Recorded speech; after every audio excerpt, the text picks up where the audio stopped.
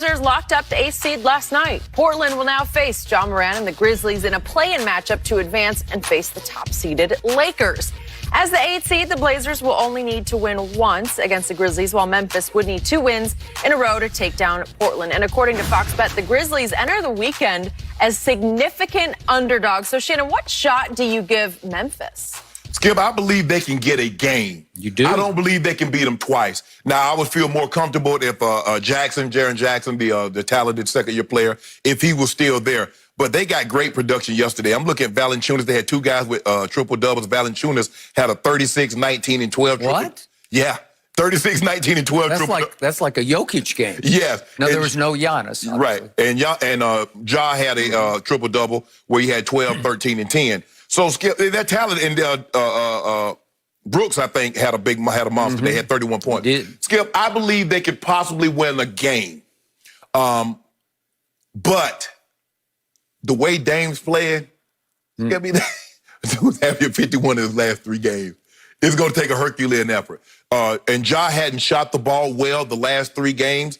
He's going to have to shoot 50+%. Now, the thing that gives me hope, that gives me reason to believe that Memphis could win this game, is because Portland is abandoned defense.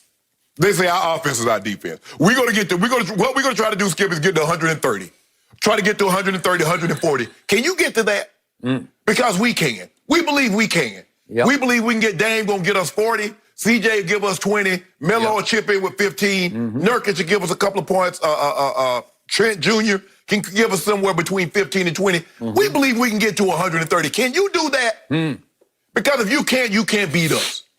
And that's the way they play. And so, can they win a game? I'm going to say there's a 35% they'll win game 1. Really? 35%. But you're not predicting it? No. Okay. No. So, Terry Stotts was caught on tape in the locker room after the game last night, and he said, we're finishing it off on Saturday. Yeah. That game tips at 2:30 Eastern time. Okay? That sounds like a guaranteed. Almost, you know, that sounds like this is it, and that will get back to these fairly young. Memphis had their opportunity to skip the first, with the first or the second game.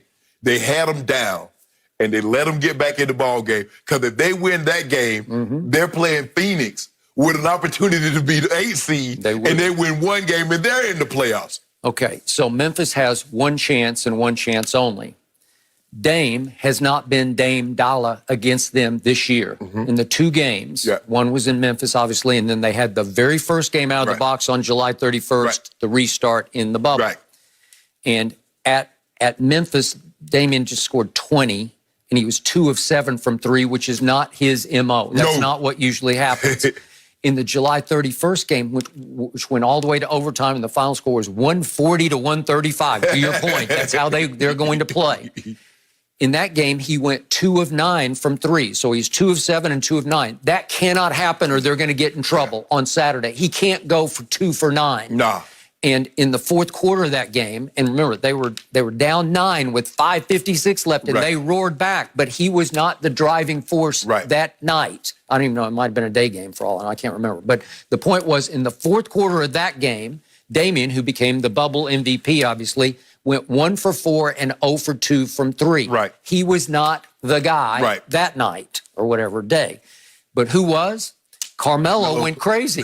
Carmelo hit 2 huge threes down the stretch at 1:23 and 37.5 seconds left. He made threes in what was a shootout to the wire. And then Brandon Clark, who's still healthy, so they got him, and he plays well against them. He made a big bucket with, I think, 32 seconds left that tied it and sent it to overtime. And then what happened in overtime? It wasn't Dame who happened in overtime. It was CJ came right out of the blocks and hit a big 3 with 4:26 left. And then Gary Trent Jr. came right on his heels a possession later and made another big 3, and they went up 6, and they never looked back. And they won easily, like just cruised on the lead in the overtime to win by 5, 140 to 135. My point is, all these games are huge opportunities for Damian Lillard. This is another huge opportunity. He's the one. He's look, especially in this game, and again, I love Ja, and you love him a lot, but he's not ready to outplay Damian Lillard in a game of this magnitude. He's Skip. He's not a the point guards of today, especially the ones that can give it to you offensively. They're not defensive stoppers. No. And so these guys, it's no, and that's the thing. What the NBA is, it's a superstar league. No one player can stop any other one player. They're just too good. Steph's not stopping Dame. Dame's not stopping Steph. Nobody's stopping Harden. Nobody's when they're on. They only stop themselves. Exactly. If they're cold, you just hope that. Oh yeah, he missed that one. Yeah. He missed that one. And even if they get the looks, get to the spot, and with Dame, the way he's been playing the last 4 or 5 games, Skip, even that what you think is a bad shot is the shot that he wants to take that looks great to him. He takes one dribble past half court. Skip, guys, when you were covering the game and I was growing up, guys only shot shots like that in the possessions, in the quarters. That was it. Really, just in the quarter. Yeah. You would hate to take that shot at the end of a possession. You know what I'm saying, Skip? You just like a loose ball. Right, you just heave it up. Right. Now here's Dame walking the ball up. He's probably got 15, 16 seconds on the shot clock. And he lets it go and doesn't think twice. And when he shoots it... By the way, Steph really started that. Yes. Yes. And he shoots the ball, Skip, and he starts backpedaling because he's almost like, I know this good. I ain't running to try to... Because a lot of times, they shoot the ball, Skip. They run like the ball's going to carry him here, carry him there, and they're going to go retrieve it. He shoots the ball and start backing up. Yep. He has effortless deep range. He does. It is highly impressive because he shoots it more effortlessly from distance than Steph does. Yeah. Steph has to sort of oomph it a little bit. He needs to get his legs in. And the thing is, Skip, is that all these guys are shooting these shots like they shoot a 20-footer. And they're 35, they're 40 feet away from the basket. James Harden is shooting step back from the timeline. I'm like, when is this? So it just goes to show you. I'm going to give them a 35% chance that if they get great production, because like I said, Valanciunas, that's going to be a matchup between him and Nurkic. Nurkic has got to stay out of foul trouble, though, Skip. But the thing that helped them last night is Hassan Whiteside came in and gave them tremendous minutes.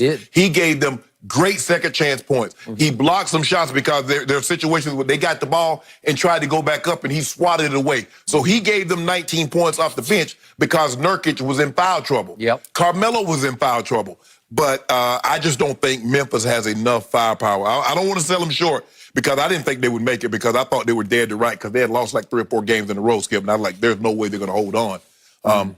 It's sad that Phoenix goes 8-0. They should have had 2 play-in games. Okay, the 2 9 seeds, y'all play each other, winner take all, and then for an opportunity to play the 8 seed. So actually, Memphis and Phoenix should have played for the right to go play Portland. Phoenix is better than Memphis. I believe so, too. Memphis is still dangerous because Memphis had a phenomenal year that nobody saw coming. No. And even without Jaren Jackson, there are enough pieces left that they've had success, they've tasted success, and they were in the play. They were the playoff team all year long. They hung right in there at the 8 seed. So all the pressure tomorrow will be on Portland to me because people will think it's a foregone conclusion they're going to win this game. And if they don't, if somehow they... You want to end it. You want to end it, Skip. You don't want to be dilly-dallying around. If I get an opportunity to go ahead and kill a snake, I'm not going to dilly-dally around with him. I'm going to go ahead and chop his head off and be done with it. And that's what Portland needs to do with this team. Because you run, the longer you go, anything can happen. A bounce here, bounce there, a sprained ankle here, somebody collides heads. And no. If you get an opportunity to end it tomorrow, you end this thing and get ready for the Lakers. I think they play on Monday? Tuesday, okay. Yeah. You need to end it because you need the rest. Because, Skip, you look at the minutes Dame's played. He played another, 43, 44 minutes. He's averaging about 42 minutes a night. So he needs some rest. Yeah, but not tomorrow he doesn't. No. It's got to be Dame time. Look for him to play another 40-plus minute ball game. Now, because for the most part, Skip, we haven't seen a whole lot of blowouts. Especially when the teams are playing their rosters. Obviously, sometimes teams go to the second unit early in the ball game and the starters will be done. But all these games have really starters have had to play major minutes. The bubble has been a spectacular success. It has. It's just been phenomenal. It has. Well, get used to it, because it might be a bubble starting in December next year, Skip. It has been so good. Dame has 154 points in 3 games, so